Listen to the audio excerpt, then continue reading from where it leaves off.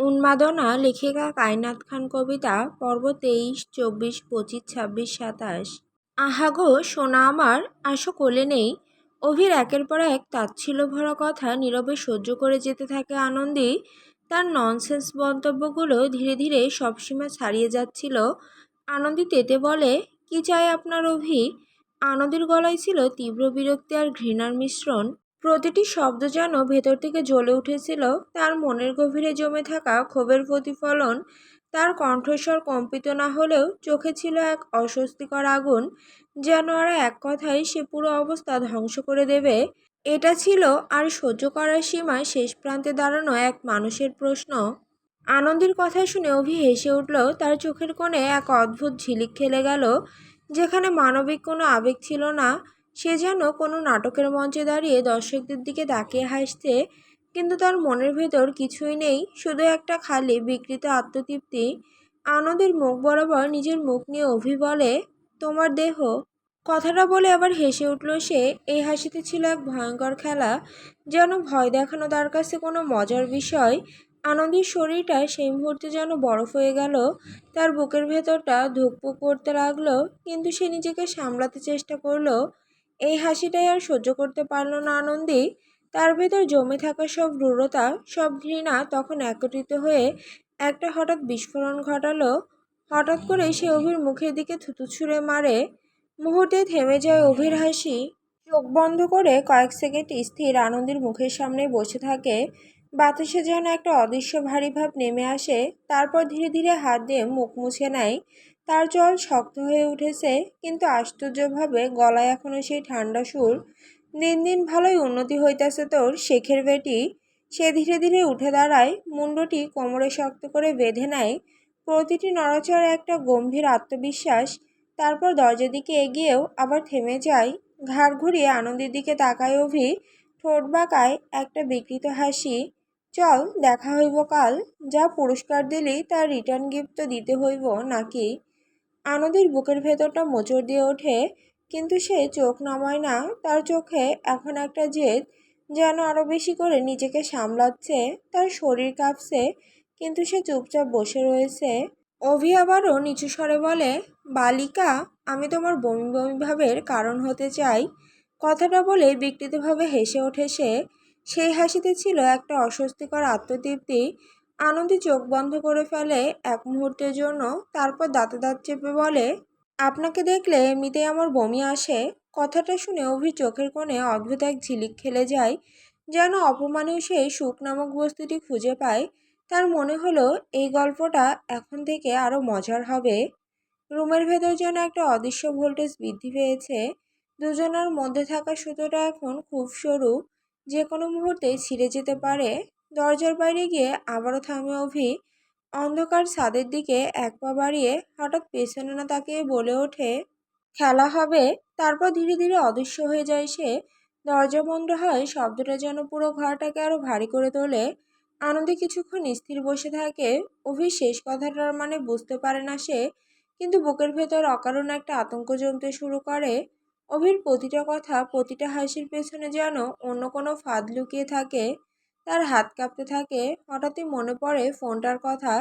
Record হলো না, কিছুই প্রমাণ হিসেবে রইল না। এক মুহূর্তে যেন সমস্ত আশা ভেঙে চুরমার হয়ে যায় আনন্দীর। এতক্ষণ যে সাহস নিয়ে দাঁড়িয়েছিল, সেটাও ধীরে ধীরে নিঃশেষ হয়ে আসে। তাহলে কি সত্যিই সব আশা শেষ? বাকি মেয়েদের মতো তার জীবনে কি অন্ধকারে ডুবে যাবে? কেউ কি কোনোদিন জানতেও পারবে না এই মানুষটার আসল মুখ? আনন্দের নিঃশ্বাস ভারী হয়ে ওঠে, চোখ বেয়ে নীরবে পানি গড়িয়ে পড়ে। এই লড়াই কি কোনো শেষ নেই, নাকি এটাই সমাপ্তি? পুরান ঢাকা। নিজের গ্যারেজে ঢুকে পুরো বদলে যায় অভি। কয়েক মিনিট আগে সেই বিকৃত হাসি, উস্কানি মাখা আচরণের মানুষটাকে আর খুঁজে পাওয়া যায় না। এখানে সে ঠান্ডা মাথার হিসেবই। গ্যারেজের ভেতরটা আধো অন্ধকার, এক কোণে ছড়িয়ে ছিটিয়ে পড়ে আছে গাড়ির যন্ত্রাংশ, তেলের ক্যান, মরিচা ধরা টুলবক্স। বাইরে থেকে দেখলে সাধারণ একটা ওয়ার্কশপ মনে হবে, কিন্তু এই জায়গাটায় অভির আসল ঘাঁটি। লোহার টেবিলের সামনে বসে ধীরে ধীরে একটা ফাইল খোলে সে। চোখ স্থির, মাথার ভেতর তখন শুধু হিসাব। আজ বড় চালান নামবে, ভুল করার সুযোগ নেই। ড্রাগ সাপ্লাইয়ের জগতে অভি এক ভয়ঙ্কর নাম, অথচ আশ্চর্যের বিষয় আজ পর্যন্ত কেউ তার চুলও ছুঁতে পারেনি। পুলিশ, গোয়েন্দা, প্রতিদ্বন্দ্বী সবার চোখের সামনে দিয়েই সে কাজ করে গেছে বছরের পর বছর। কোথা থেকে মাল আসে, কোথায় যায়, কিভাবে যায় কেউ জানে না। সবচেয়ে বড় রহস্য হলো তার পরিবহনের কৌশল। শহরে এতগুলো চেকপোস্ট, তল্লাশি, নজরদারি থাকার পরও কিভাবে সে প্রতিবার মাল পার করে দেয়, এটা আজও ধাঁধা হয়ে আছে সবার কাছে। অভি ঠান্ডা চোখে টেবিলের উপর ছড়িয়ে থাকা ম্যাপের দিকে তাকিয়ে থাকে। তারপর ধীরে ধীরে ঠোঁটের কোণে হাসি ফুটে ওঠে। যেখানে দেখিবে ছাই, উড়াইয়া দেখো তাই, পাইলেও পাইতে পারো অমূল্য রতন। অভির হেয়ালিপূর্ণ কথার আগামাথা কিছু বুঝল না নোবেল। হাত পাখা দিয়ে বাতাস করতে করতে হাত দুখানা প্রায় জড়বস্তু তার। কোনো অনুভূতি নেই, শুধু ঘুরছে তো ঘুরছে। পাশ থেকে অস্ত্র মামুন এবং ঘাতক সুমন কবিকে ইশারা করে। কারণ একমাত্র কবি রয়েছে তা, যার উল্টোপাল্টা গান এবং কবিতা আবৃত্তির ফলে অভি মাঝে মধ্যে হাসে। কিন্তু মজার বিষয় হলো, কবি ইশারা বোঝে না, সে বরাবরই গায়ে পড়া লোক। তাই তাকে হাফ লেডিসও ডাকে সকলে। মাঝখান থেকে ডিজে শহীদুল বলে ওঠে, ভাই অনুমতি দিলে একটা কথা কইতাম। অভি হাত দিয়ে ইশারা করে। ডিজে শহীদুল সাহস জুগিয়ে বলে, ভাই আপনার মনে হয় না আপনার ঘরটা কেমন ফাঁকা ফাঁকা? কেন, ফার্নিচার কি কম পড়ছে? ভাই ওইটা কই নাই। তাইলে বিয়া শাদি। বাকি কথা শেষ করার আগেই টেবিলে থাকা পানির বোতল ছুঁড়ে মারে অভি ডিজে শহীদুলের উপরে। সে ভিজে একাকার হয়ে যায়। মাথা গরম উঠছে তোর, পানি ঢাল মদ না। কিন্তু ভাই একটা ভাবি সাব। অভি ঘাতক সুমনের দিকে তাকিয়ে তাকে ইশারা করে। অর্থাৎ শহীদুলকে এখন পচা ড্রেনে চুবাতে হবে। অভির ইশারা মাফিক ঘাতক সুমন শহীদুলকে ধরতে চলে যায়। কিন্তু কাজে কাজ কিছুই হয় না। এর আগেই শহীদুল পালিয়ে যায়। একদম রাতের আধারে মিশে যায় সে। অভি একটু কাজে মনোযোগ দিবে, ঠিক সেই মুহূর্তেই নোবেল জানায় শহরের রাস্তায় বিশাল চেকপোস্ট বসবে কাল। আর এর নৌপথ্যে রয়েছে রেহমান, যাকে অভি রেহমান ডাকাত বলেও ডাকে। কয়েক মাস আগে হিন্দিতে একটা মুভি বের হয়, ধুরন্ধর, যেখানে একটি চরিত্রের নাম থাকে রেহমান ডাকাত। চরিত্রটি অভির বেশ পছন্দ হয়, কিন্তু নামটি হয় না। কারণ রেহমান এই নামটি তার সাথে ভালোই লড়াইয়ে নেমেছে। একদম অভি সতীনের মতো। অভি যেখানে রেহমান সেখানে। কিন্তু মজার বিষয় হলো, আজ অবধি রেহমান অভিকে হাতে নাতে ধরতে পারেনি। বেশ অনেকক্ষণ চুপ থাকার পর অভি বলে, তল্লাশি কয়টা থেকে শুরু? রাত থেকে ভাই। অভি হালকা হেসে ওঠে, তারপর সিগারে আগুন জ্বালাতে জ্বালাতে বলে, ওটা তো ফাঁদ, দেখ আজ থেকেই শুরু হয়েছে। বুঝলাম না ভাই। এইটারে বলে দাবার উল্টো চাল। রাতে কথা কইছে মানে আজ সবাইরে সতর্ক করলো, সব মাল নিয়ে আজ বের হতে হইব। যারা আজ বের হইব ইন্নানিল্লাহ হইব, আর না বের হইলে ভাই তাতে ইন্নালিল্লাহি। এখন করণীয় কি ভাই? অভি কিছুক্ষণ চুপ থেকে উঠে দাঁড়ায়। তারপর আড়মোড়া দিয়ে শরীরের অলসতা কাটিয়ে বলে, খিচুড়ি খাইতে মন চাইতেছে রে, সবজি আনা? 2 দিন পর। দেখতে দেখতে প্রায় 2 দিন কেটে যায়। আনন্দও এখন অনেকটা সুস্থ, অন্তত বাইরে থেকে দেখলে তাই মনে হয়। ভেতরের ক্লান্তি, ভয় আর অস্বস্তিগুলো সে জোর করে চাপা দিয়ে রাখে। পরীক্ষা ভিসিএসে ঠিকই, কিন্তু বাতিল তো হয়নি। কোনো না কোনো একদিন পরীক্ষা হবেই। তাই আবার কোচিং শুরু করে দেয় আনন্দী। বন্ধুদের কাছ থেকে টাইম টেবিল জেনে নিয়মিত ক্লাসেও যেতে থাকে। দুপুর থেকে বিকাল পর্যন্ত বেশ মনোযোগ দিয়ে ক্লাস করে সে। কয়েক ঘন্টার জন্য হলেও বইয়ের ভেতর ডুবে থাকতে পারলে মাথার ভেতরে দুঃস্বপ্নগুলো একটু শান্ত থাকে। কিন্তু সেদিন সমস্যা হলো ফেরার পথে। ক্লাস শেষ করে বাইরে বেরিয়ে দেখা একটা রিক্সাও নেই। রাস্তার পরিবেশও বেশ অদ্ভুত, থমথমে। একটু পর পর পুলিশি চেকপোস্ট, গাড়ি থামিয়ে তল্লাশি চলছে। মনে হয় শহরে বড় কিছু ঘটেছে। আনন্দী কিছুক্ষণ দাঁড়িয়ে থেকেও কোনো যানবাহন না পেয়ে হাঁটতে শুরু করে। ভাবলো একটু সামনে গেলে হয়তো রিক্সা পাওয়া যাবে। কিন্তু কষ্টের বিষয় হলো, এদিকে রাস্তা একদম ফাঁকা, কোনো চেকপোস্টও নেই, আর যানবাহনও নেই। একটু ভিআইপি এলাকার মধ্যে পড়ে, তাই হয়তো এখানে এতটা নীরবতা।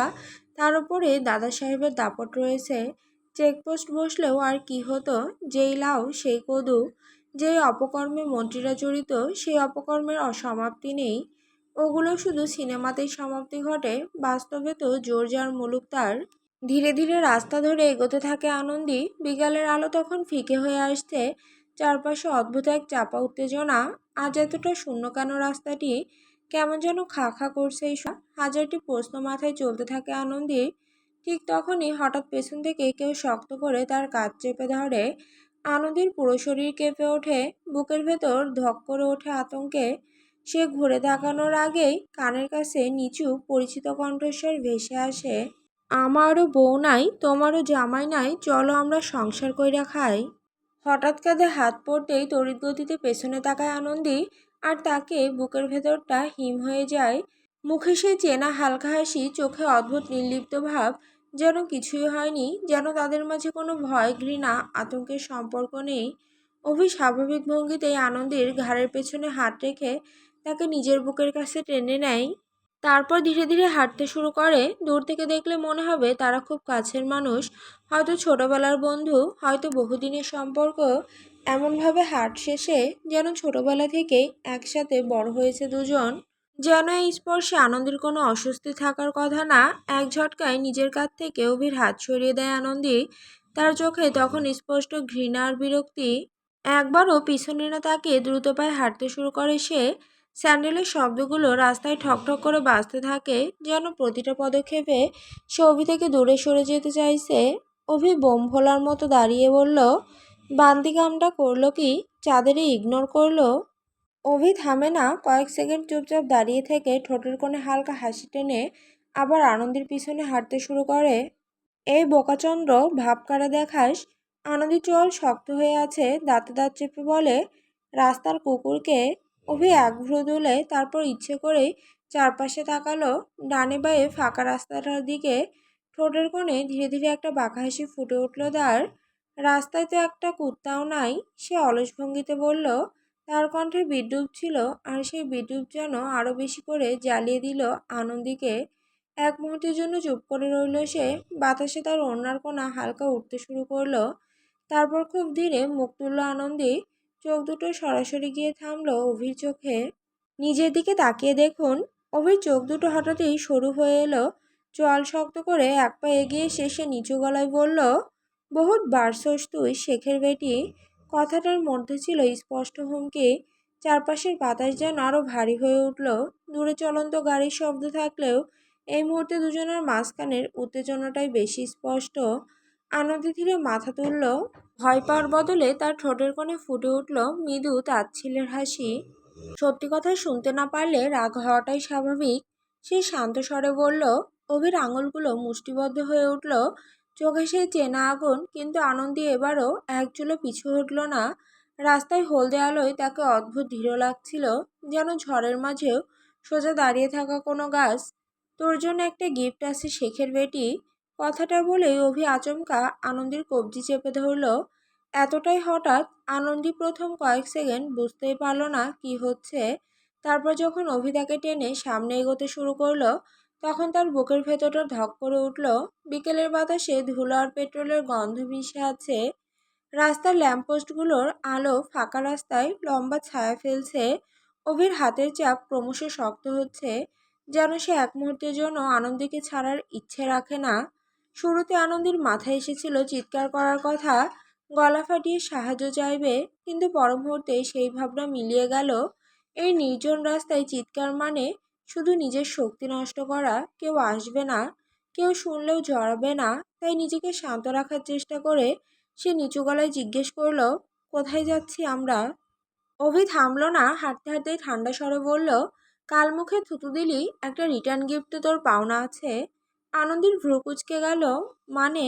কোনো উত্তর দিল না অভি। বাইকের কাছে পৌঁছে সে আনন্দীকে প্রায় জোর করেই পেছনে বসালো।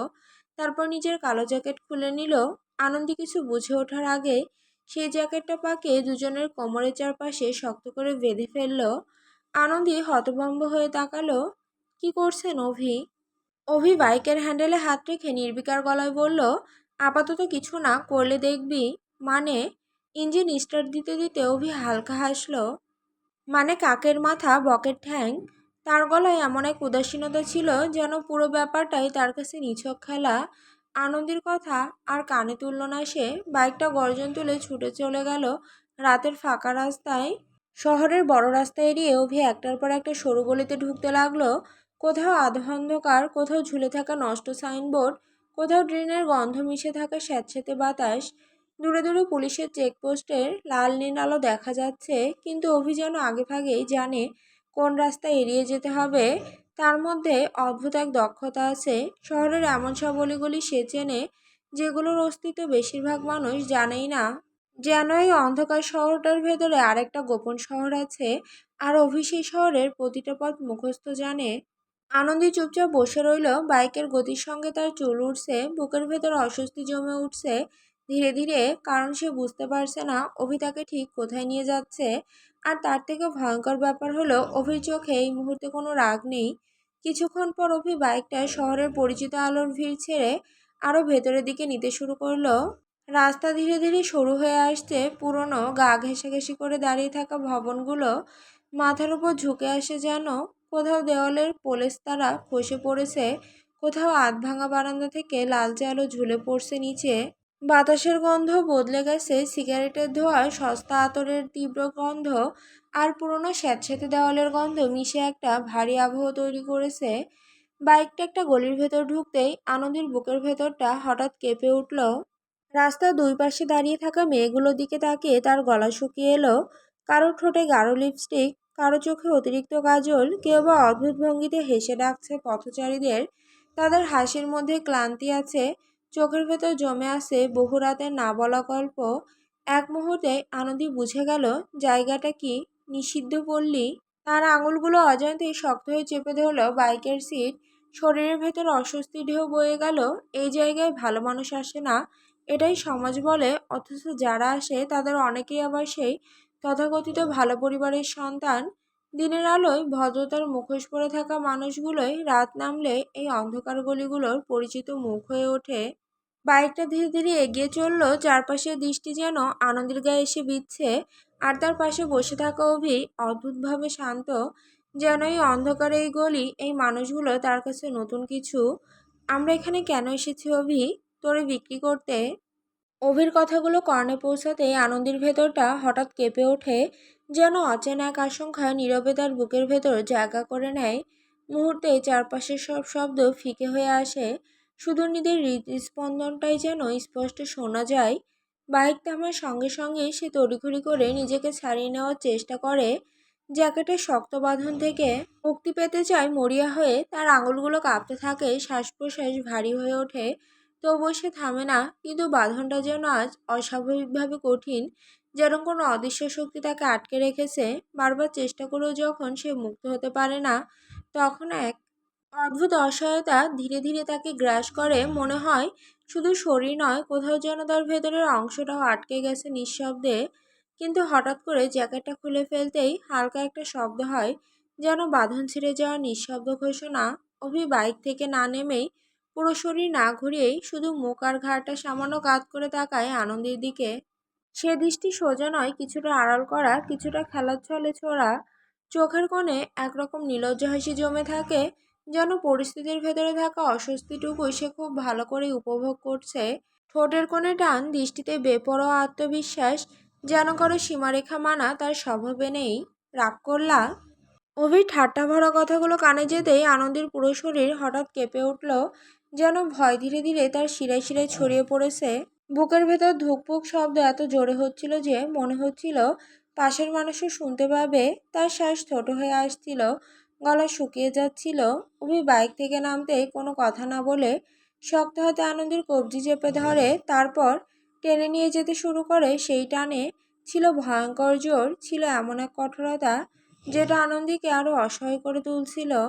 সে বারবার নিজেকে ছাড়ানোর চেষ্টা করছিল, কিন্তু অভির শক্তির কাছে তার প্রতিরোধ একদমই দুর্বল হয়ে যাচ্ছিল। আমার হাত ছাড় জানোয়ার, আমি যাব না তোর সাথে। খুব জোরে জোরে চিৎকার চেঁচামেচি শুরু করে আনন্দী। আতঙ্কে তার কণ্ঠ ভেঙে যাচ্ছিল প্রায়। বাঁচাও, কেউ আছেন? আমাকে ছাড়। সে হাত ছাড়ানোর জন্য ছটফট করতে থাকে, শরীর কাঁপছে, শ্বাস এলোমেলো। চারপাশের অন্ধকার গলিতে তার চিৎকার প্রতিধ্বনির মতো ছড়িয়ে পড়ছিল, কিন্তু আশেপাশের মানুষজন যেন অভ্যস্ত নির্লিপ্ততায় তাকিয়ে না দেখার ভান করে আছে। পরক্ষণেই অভি থেমে যায়, ধীরে ধীরে মাথা ঘুরিয়ে আনন্দের দিকে তাকায় সে। ঠোঁটের কোণে বিদ্রুপের হাসি ফুটে ওঠে, তারপর ঠান্ডা তাচ্ছিল্য ভরা স্বরে বলে, চিৎকার করিস না বান্দি, তোরে বেঁচে বাড়ির ছাদ ঠিক করতে হইব আমার। বাড়ির ছাদ ঠিক করার জন্য আপনি আমাকে বেচে দিচ্ছেন? ইয়ো, এত টাকার প্রতি লোভ? টাকার জন্য আমি নিজেরাও বিক্রি করতে পারি। আর তুই কোন ক্ষেতের মূলা? আনন্দের হাত শক্ত করে ধরে টেনে পুরনো তিনতলা বাড়িটার ভেতরে ঢোকে অভি। দরজার ভাঙা কাঠ আর স্যাঁতস্যাঁতে দেওয়াল দেখে প্রথম দেখাতেই গা শিউরে ওঠে আনন্দের। পুরো বাড়ি জুড়ে এক অদ্ভুত গন্ধ, পুরনো ধোয়া, সস্তা আতর নোংরা ঘামের মিশ্রণ। শ্বাস নিতেও অস্বস্তি হতে থাকে তার। চারপাশে কয়েকজন মেয়ে দাঁড়িয়েছিল, কারো চোখে ক্লান্তি, কারো ঠোঁটে জোর করে টেনে রাখা হাসি। তাদের খোলামেলা পোশাক আর অস্বাভাবিক আচরণ দেখে আনন্দের চোখ বিস্ফোরিত হয়ে যায়। বুকের ভেতরটা ধক করে ওঠে। এ কোথায় এসেছে সে? ভয়ে তার পা কাঁপতে শুরু করে। সে একবার পেছনে তাকানোর চেষ্টা করে, কিন্তু অভির শক্ত হাত তাকে সামনে টেনে নিয়ে চলে। সিঁড়িগুলো পুরনো, প্রতিটি ধাপে কটকট শব্দ উঠছিল। অভি কোনো কথা না বলে তাকে সোজা দোতলায় নিয়ে যায়। করিডোরের শেষের একটা আধখোলা দরজার সামনে এসে থামে। ভেতরে মোটা গড়নের এক মহিলা আরাম করে বসে পান চিবোচ্ছিল, চোখ দুটো তীক্ষ্ণ হিসেবি। অভি আনন্দীকে ধাক্কা দিয়ে তার সামনে ফেলে দেয় প্রায়। ভারসাম্য হারিয়ে রাজিয়া বিবির গায়ের ওপর গিয়ে পড়ে আনন্দী। রাজিয়া বিবি ধীরে ধীরে আনন্দীর থুতনি তুলে মুখটা ভালো করে দেখে, তারপর ঠোঁট বাঁকিয়ে তৃপ্তির হাসি দিয়ে বলে ওঠে, খাসামাল। কথাটা শুনে আনন্দীর শরীর ঠান্ডা হয়ে আসে, যেন মুহূর্তেই বুঝে যায় সে ভয়ঙ্কর এক ফাঁদের মধ্যে এসে। ওকে ভাই রাজিয়া ফুটকি, কিছু খাইয়া যা চাঁদ বাবা। পেছনে ঘাড় ঘুরিয়ে অভি চারপাশে একবার তাকায়, তারপর তাচ্ছিল্যের সুরে বলে, খাওয়া মাল আমি খাই না, টাটা। চলে যেতে থাকে অভি। অভি, আমাকে নিয়ে যান প্লিজ, আমি এখানে থাকলে মরে যাব। কান্নায় ভেঙে পড়ে অভির পেছনে ছুটে যায় আনন্দী। তার কণ্ঠে ছিল আতঙ্ক, অসহায়তা আর বাঁচার শেষ আকুতি। সে কাপা হাতে অভির বাহু ধরতে চেয়েছিল, কিন্তু অভি একবারও পেছনে তাকালো না, যেন আনন্দের কান্না তার কাছে কোনো শব্দই না। নির্লিপ্ত ভঙ্গিতে ঘর থেকে বেরিয়ে যায় সে। আনন্দী তার পেছনে দৌড় দিতে গিয়েছিল, কিন্তু দরজার কাছে দুজন মেয়ে তাকে শক্ত করে চেপে ধরে। আনন্দী ছটফট করতে থাকে, হাত ছাড়ানোর চেষ্টা করে, কাঁদতে কাঁদতে বলতে থাকে, আমাকে ছাড়ুন প্লিজ, আমাকে যেতে দিন। কিন্তু কারো মুখে কোনো দয়া ছিল না। ঘরের মাঝখানে বসে পান চিবোচ্ছিল রাজিয়া বিবি। ঠোঁটের কোণে বিরক্ত হাসি টেনে সে ধীর স্বরে বলল, তৈরি করে রে। একটা কথাতে আনন্দের বুকের ভেতরটা কেঁপে উঠল। তাকে প্রায় টেনে একটা ছোট্ট ঘরে নিয়ে যাওয়া হলো। ঘরটায় ভ্যাপসা গন্ধ, স্যাঁতসেঁতে দেওয়াল আর হলুদাভ ম্লান আলো। বিছানার ওপর কিছু উগ্র পোশাক ছুঁড়ে ফেলে মেয়েগুলো বলল, এগুলো পরে নে। তারপর বাইরে থেকে দরজা বন্ধ করে দিল। দুমদাম করে দরজায় আঘাত করতে থাকে আনন্দী। খুলুন প্লিজ, খুলুন, আমি এখানে থাকবো না। তার চিৎকার ধীরে ধীরে কান্নায় ভেঙে যায়। বাইরে থেকে কোনো সাড়া আসে না। একসময় ক্লান্ত হয়ে দরজার পাশে বসে পড়ে সে। নিঃশ্বাস কাঁপছে, চোখ ঝাপসা হয়ে আছে কান্নায়। মাথার ভেতর একটাই চিন্তা ঘুরছে, এখান থেকে বের হতে না পারলে সব শেষ। ঠিক তখনই তার চোখ পড়ে কোনায় পড়ে থাকা স্কুল ব্যাগটার দিকে। মুহূর্তের মধ্যেই যেন ডুবে যাওয়া মানুষ একটা খড়কুটো পেয়ে যায়। তাড়াহুড়ো করে ব্যাগ খুলে ফোন বের করে আনন্দী। তার হাত এতটাই কাঁপছিল যে ঠিকমতো স্ক্রিনেও চাপ দিতে পারছিল না। প্রথমেই বাবাকে কল দেয় সে। কয়েকবার রিং হতে থাকে, কিন্তু কেউ ধরে না। চোখ বেয়ে পানি গড়িয়ে পড়ে আনন্দীর। বাবা প্লিজ ফোনটা ধরো, একবার ধরো বাবা। কয়েকবার চেষ্টা করেও কোনো উত্তর পায় না সে। তারপর মায়ের নম্বরে কল দেয়। ওপাশে ফোন ধরেন তার মা। হ্যালো আনন্দী। মায়ের কণ্ঠ শুনেই আনন্দী হাউমা করে কেঁদে ওঠে, কিন্তু নেটওয়ার্কের সমস্যায় তার কথাগুলো ভেঙে ভেঙে যায়। মা, আমা, বাঁচা। লাইন কেটে যায়। মুহূর্তের জন্য পৃথিবীতে থেমে যায় আনন্দীর কাছে। তার হাত থেকে ফোন প্রায় পড়ে যেতে থাকে। পুরো শরীর ঠান্ডা হয়ে আসতে থাকে ধীরে ধীরে।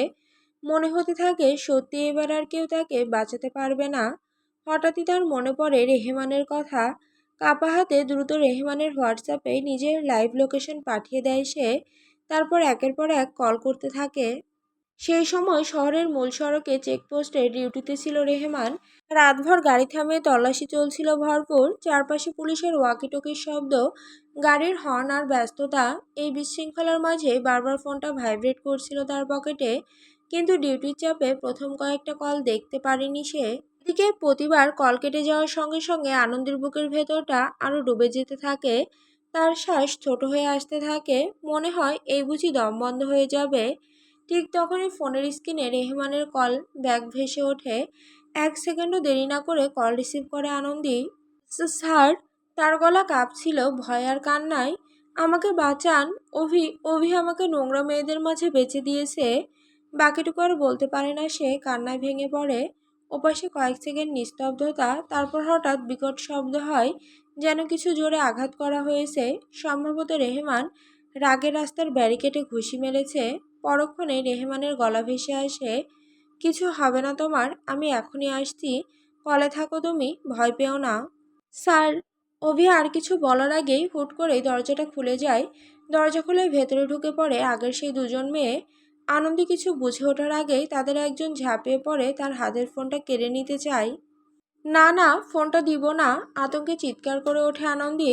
সে মরিয়া হয়ে ফোনটা বুকের সঙ্গে চেপে ধরে, কিন্তু দুজনের শক্তির সামনে একা আনন্দির লড়াই বেশিক্ষণ টেকে না। শুরু হয় ধস্তাধস্তি। একজন তার হাত চেপে ধরে, আরেকজন ফোনটা ছিনিয়ে নেয় জোর করে। Sir, sir. ফোনটা হাতছাড়া হওয়ার আগ মুহূর্তেও চিৎকার করে ওঠে আনন্দি, কিন্তু কল কেটে যায়। মুহূর্তে যেন শেষ আশাটুকু নিভে যায় তার। সে ছটফট করতে থাকে, কাঁদতে থাকে, কিন্তু মেয়েগুলো কোনো কথা না বলে তাকে টেনে বাইরে নিয়ে যায়। করিডোরটা আরও অন্ধকার, আরও ভয়ঙ্কর লাগতে শুরু করে এবার। আনন্দের বুক ধড়ফড় করতে থাকে ভয়ানকভাবে। তার মাথার ভেতর তখন একটাই চিন্তা ঘুরপাক খেতে থাকে, এবার তার সাথে কি হতে যাচ্ছে। প্লিজ আমাকে ছেড়ে দিন, কাপা গলায় বলে ওঠে সে। কেউ উত্তর দেয় না। হঠাৎ করে একটা আধো আলো ঘরের সামনে এসে তাকে ভেতরে ধাক্কা মেরে ফেলে দেয় তারা। আনন্দী হোঁচট খেয়ে মেঝেতে পড়ে যায় প্রায়। ঘরটার ভেতরে ভ্যাপসা নোংরা একটা গন্ধ, সস্তা সিগারেট, মদের ঝাঁজ আর পুরনো ঘামের গন্ধে গা গুলিয়ে ওঠে তার। দেওয়ালের রং উঠে গেছে, বিছানা চাদর এলোমেলো, পুরো ঘরটাই যেন একটা দম বন্ধ করা অন্ধকারে ডুবে আছে। কাঁপতে কাঁপতে মাথা তুলে তাকায় আনন্দী। ঘরের এক কোণে বিছানার ওপর একজন আতশোয়া হয়ে বসে রয়েছে, হাতে গাজরা পেঁচানো। আধো আলোয় মুখটা ঠিক বোঝা যাচ্ছিল না। আনন্দী নিঃশ্বাস বন্ধ হয়ে আসছিল ধীরে ধীরে। লোকটা ধীরে ধীরে উঠে দাঁড়ায়, তারপর এক পা দুই পা করে সামনে এগোতে থাকে। ম্লান আলোয় আস্তে আস্তে মুখটা স্পষ্ট হতে থাকে। অভি এখানে। তাকে দেখে আনন্দীর চোখ মুহূর্তে পানিতে ভরে ওঠে। অভির ঠোঁটে ধীরে ধীরে একটা অদ্ভুত হাসি ফুটে ওঠে। সে এগিয়ে আসতে থাকে খুব ধীর গতিতে, যেন আনন্দীর ভয়টা উপভোগ করছে সে। আর আনন্দী পিছিয়ে যেতে যেতে দেওয়ালে ঠেকে যায়, তার চোখের পানি তখনও ভরপুর। অভি ধীরে ধীরে তার সামনে এসে থামে, তারপর আচমকায় আনন্দীর হাতটা ধরে টেনে নিজের বুকের সাথে মিশিয়ে নেয় অভি। আনন্দীর বুকের সাথে পিষে অভি বলে, আমার খাওয়া মাল আমি অন্য কাউরে খাইতে দেই না বোকাচন্দ্র। অভির হাতের বাঁধন ধীরে ধীরে আরো শক্ত হতে থাকে, এতটাই শক্ত যেন আনন্দীকে নিজের বাহুর ভেতর চেপে গুড়িয়ে ফেলতে চায় সে। আনন্দের নিঃশ্বাস আটকে আসতে থাকে, তার মনে হতে থাকে বুকের হাড়গুলো পর্যন্ত ভেঙে যাবে। সে ছটফট করে একটু সরে যাওয়ার চেষ্টা করে, কিন্তু অভির বাহুর চাপ থেকে নিজেকে সরানো অসম্ভব হয়ে ওঠে। অভি তাকে আরও নিজের দিকে টেনে নেয়, তার বুকের সাথে পুরোপুরি চেপে ধরে রাখে। হঠাৎ করে নিস্তব্ধ ঘরের ভেতর ফোনের রিংটোন বেজে ওঠে। অভি এক হাত দিয়ে শক্ত করে আনন্দীকে নিজের বাহুর মধ্যে চেপে ধরে রাখে, অন্য হাতে পকেট থেকে ফোন বের করে কল রিসিভ করে। তার ঠোঁটে তখন তৃপ্তির হালকা হাসি। কাম হইছে। ওপাশ থেকে ভেসে আসে উচ্ছ্বসিত গলা, জিভায় সুন্দর মতো পার হয়েছে। অভির চোখে মুহূর্তের জন্য তীক্ষ্ণ একটা ঝিলিক দেখা যায়। সে ধীরে ধীরে কল কেটে দেয়, তারপর আবার দৃষ্টি নামায় আনন্দের দিকে। আনন্দী তখনও তার বুকের সাথে ঠেসে আসে, শরীরটা কাঁপছে ক্ষীণভাবে, চোখের কোণ ভেজা, ঠোঁট ফ্যাকাশে। অভি ধীরে ধীরে তার মাথায় হাত বুলিয়ে দেয়, কণ্ঠে অদ্ভুত কোমলতা এনে নিচু স্বরে বলে, তুই তো আমার জন্য লক্ষ্মী রে মেয়ে। এই প্রথম তার হাতের চাপ একটু আলগা হয়, কিন্তু পরক্ষণে অভির ভ্রু কুঁচকে যায়। আনন্দী নড়ছে না, একদমই না। সে আলতো করে আনন্দীর মুখটা তুলে ধরে, চোখ দুটো বন্ধ, নিঃশ্বাস খুব ধীরে চলছে। অতিরিক্ত ভয় আর মানসিক চাপে অবশেষে ভেঙে পড়েছে সে। শরীর আর নিতে পারেনি এত কিছু। জ্ঞান হারিয়ে নিস্তেজ হয়ে পড়ে আছে অভির বুকে। অভি কিছুক্ষণ আনন্দের নিস্তেজ মুখের দিকে তাকিয়ে থাকে, তারপর বিরক্তিতে কপাল কুঁচকে ফেলে। ধুর। আনন্দের গালে হালকা চাপড় দিয়ে তাকে জাগানোর চেষ্টা করে সে, কিন্তু কোনো সাড়া মেলে না। অভি বিরক্ত স্বরে বিড়বিড় করে ওঠে, মাত্র টাকা পকেটে আসছে আর এই মাইয়া জ্ঞান হারাইছে। গেল গেল, আমার স্মাগলিং করে আনা টাকাগুলো গেল। কথাগুলো বলতে বলতে সে দাঁত চেপে শ্বাস ছাড়ে, যেন পুরো ঘটনাটা তাকে রাগিয়ে দিচ্ছে। তারপর নিচু হয়ে আনন্দের মুখের সামনে হাত নাড়িয়ে দেখে, এই নাটক করস নাকি সত্যি সত্যি অজ্ঞান হইছস?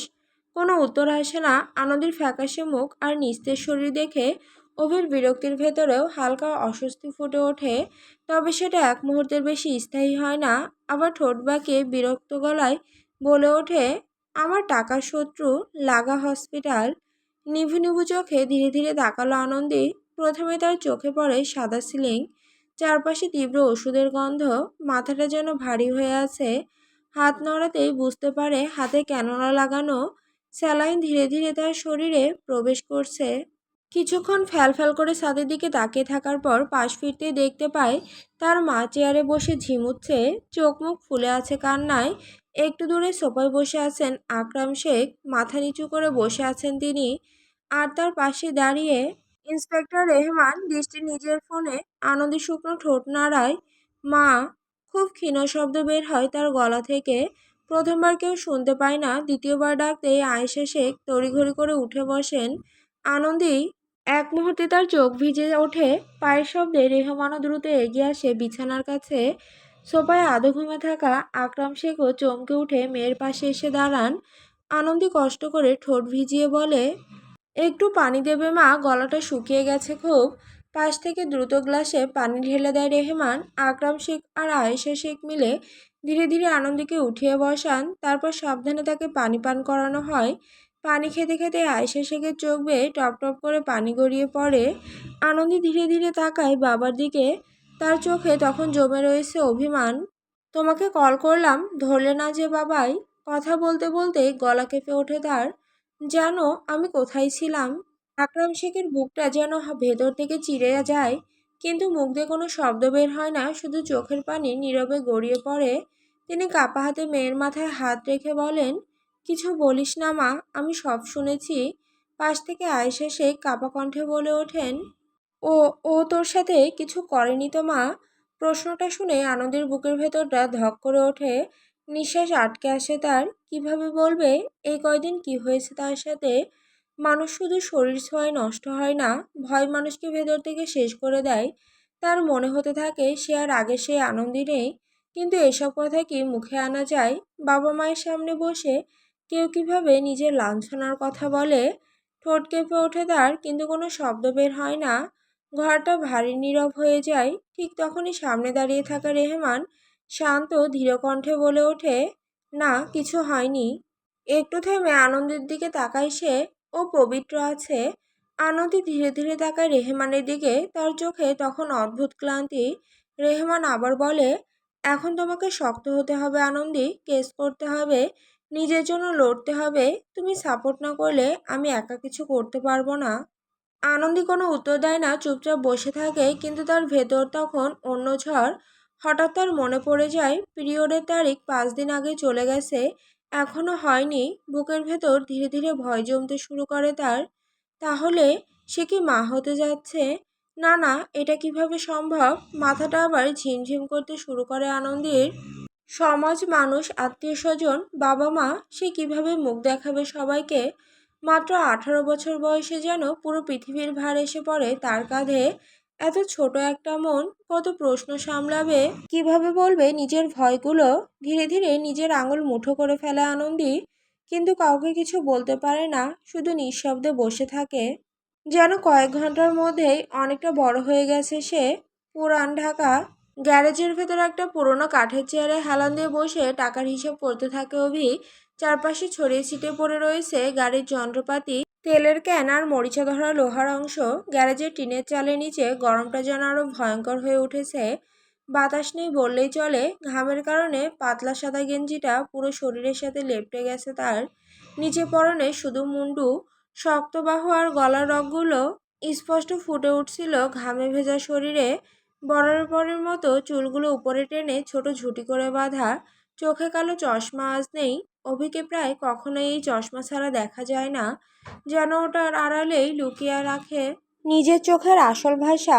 গরমে বিরক্ত হয়ে একটা সিগারেট ধরায় সে। ধোঁয়াটা ধীরে ধীরে ছাড়তে ছাড়তে পাশে দাঁড়িয়ে থাকা নোবেলের দিকে না তাকিয়ে বলে, জোরে বাতাস কর আর ফ্যানটা কালকেই ঠিক করাবি। পাশে দাঁড়িয়ে হাতে পাখা করা নোবেল মুখে বলে, ভাই একটা এসি লাগাই ফেলেন না। কথাটা শুনেই অভি ধীরে ধীরে মুখ ঘুরিয়ে তাকায় তার দিকে। চোখে বিরক্তিটা স্পষ্ট বোঝা যাচ্ছে। ভ্রু কুঁচকে ধোঁয়া ছাড়তে ছাড়তে বলে, আজকে এসি লাগাই আর কালকে পুলিশ রেড মারুক। ভালোই বুদ্ধি শালার ভাই।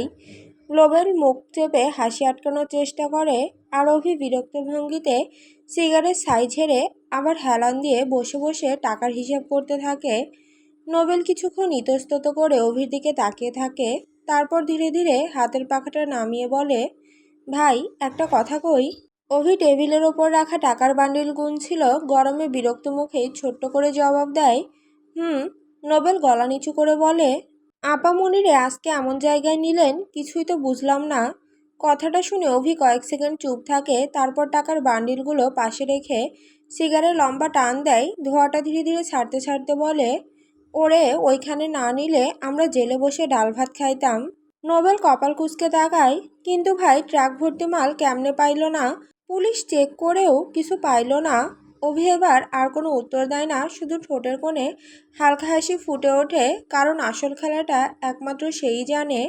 গত রাতেই খবর পেয়েছিল শহরের মেইন রোডে বড় চেকপোস্ট বসবে, পুলিশের কড়া তল্লাশি চলবে রাতভর। খবরটা পাওয়ার পর থেকেই মাথার ভেতর নতুন প্ল্যান ঘুরতে শুরু করে তার। সেই রাতেই হঠাৎ সবাইকে বলে সে খিচুড়ি খাবে, তারপর গ্যারেজে এক ট্রাক ভর্তি সবজি আনানো হয়। প্রথমে কেউ কিছু বুঝতে পারেনি, সবাই ভেবেছিল কোনো ডেলিভারির কাজ হবে হয়তো। অভির ধান্দার তো অভাব, কখনো কাপড়, কখনো কাঁচামাল, কখনো সবজি, আর সবার আগে গ্যারেজ। কিন্তু গভীর রাত নামতে শুরু হয় আসল কাজ। গ্যারেজের দরজা বন্ধ করে সবাইকে একে একে বের করে দেয় অভি।